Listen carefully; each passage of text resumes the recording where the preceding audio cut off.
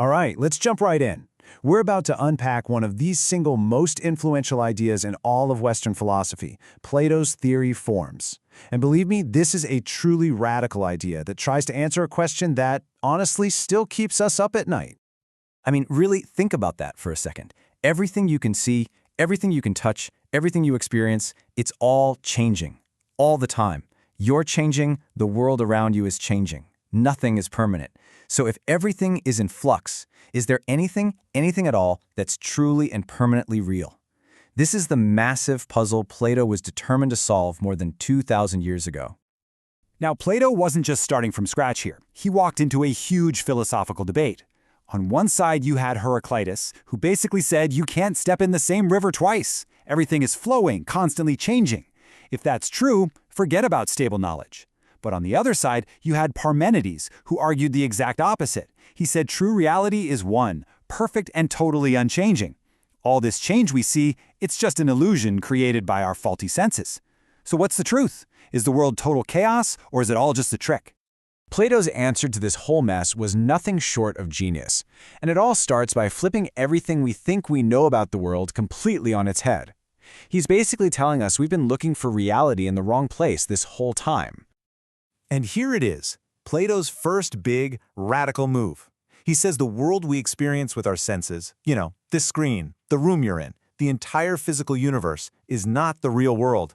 It's just a shadow of it. It's not totally fake, but it's like a blurry, flickering, low-resolution copy of the real thing. So, you have to ask, right? If our world is just a copy, then where's the original? What is the real world? And this question leads us straight to Plato's incredible solution, his blueprint for all of reality, the theory of forms. Plato's idea was that there's another level of existence, a higher, non-physical reality. And this is the world of the forms. The best way to think about these forms is as perfect, eternal, unchanging blueprints. So there's a perfect form of a circle out there, a perfect form of a dog, and even a perfect, absolute form of justice itself. And this slide just lays it all out perfectly. Plato created this two-world model of reality. Over on the left, you've got our world, the sensible world, which we perceive with our senses. It's filled with all those imperfect copies that are always changing, always decaying. About this world, we can only ever have opinions. But on the right, you have true reality, the intelligible world. This is the realm of the perfect forms, which you can only grasp with your mind, with your intellect. And this is the realm of real, genuine knowledge. So how do these two worlds actually connect? Well, Plato came up with this idea called participation. The reason every single chair in our world, whether it's a rickety stool, a fancy office chair, or a huge throne, is a chair is because they all participate in the one single perfect form of chairness. It's that form that gives all the imperfect physical chairs their very essence, the thing that makes them a chair. Okay, I know what you're thinking. This sounds really, really abstract. And you're right.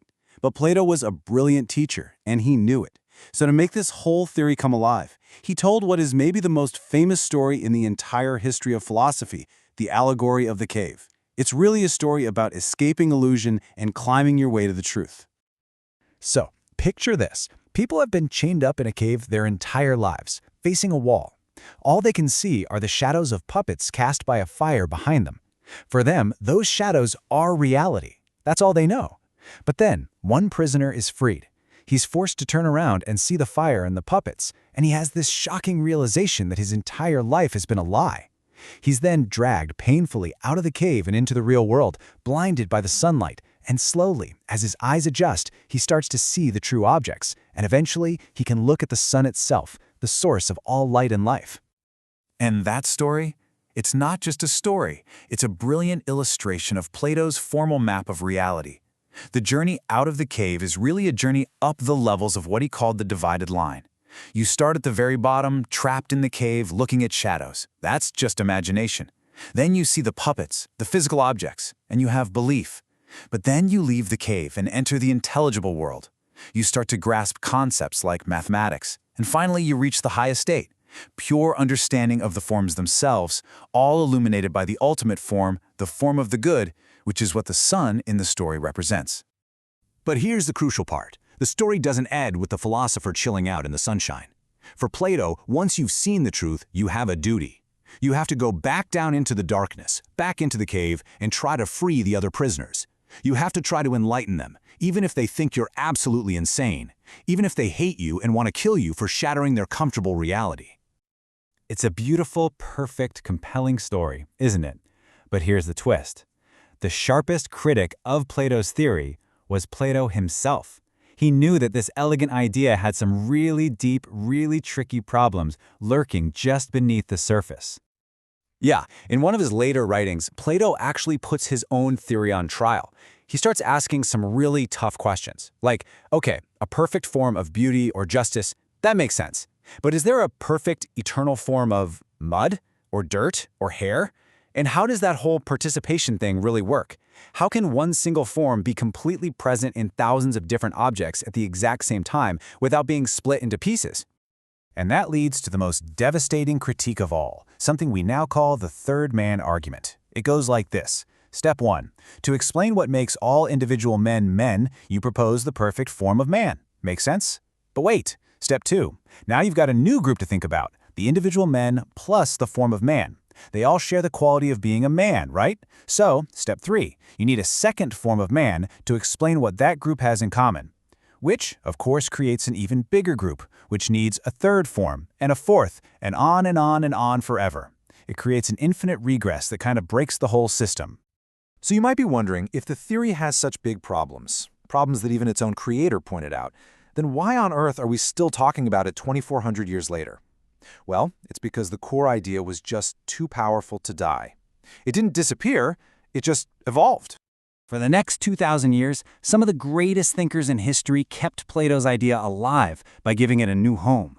The Neoplatonists took the forms and put them inside a cosmic divine intellect. Then, St. Augustine brilliantly adapted that, turning the forms into the eternal ideas in the mind of the Christian God. Fast forward another 1,000 years, and philosophers like Descartes transformed them again, this time into innate ideas that are hardwired right into the structure of our own minds. And that's the real takeaway here. The legacy of the theory of forms isn't about whether there's a literal form of a chair floating around somewhere.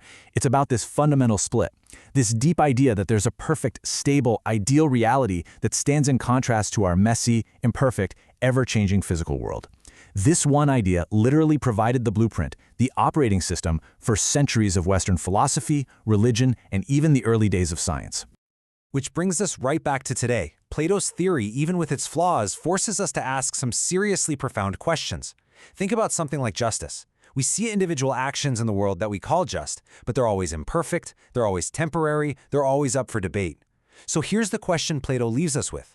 Is the perfect idea of justice itself, the form, actually more real, more lasting, and more important than any single, flawed attempt to bring it about in our world? What do you say?